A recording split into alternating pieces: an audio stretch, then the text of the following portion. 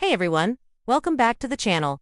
In this video, I want to talk about the golden spiral, also known as the Fibonacci spiral. It's a compositional technique that uses the golden ratio, which is approximately 1.618 to create a natural flow in. You see, this golden ratio is found all throughout nature. Have a look at the spirals of a seashell, or the seeds in a sunflower, or the scales on a pine cone. They all follow this golden ratio. And this makes sense, because the golden ratio is a very efficient and effective way to use space, whether it be in nature or in your photographs. Want to elevate your photography game? Let's dive into the Fibonacci spiral.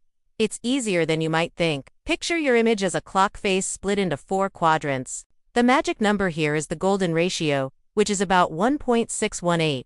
So, when you break that clock face into sections, one part is 1.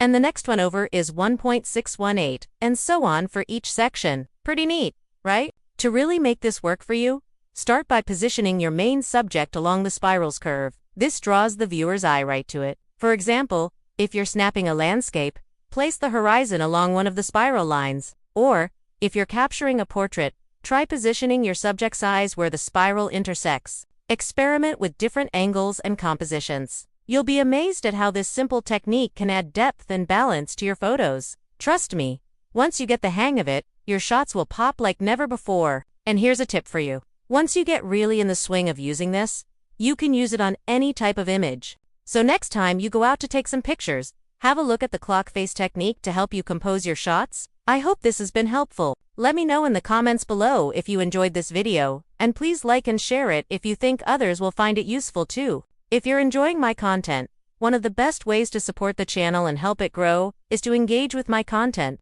When you like, comment, share, or simply hit the subscribe button, you're helping me to reach more people and spread the word about my photography tips and tutorials. So thank you for your support, and I look forward to seeing you again soon. Take care.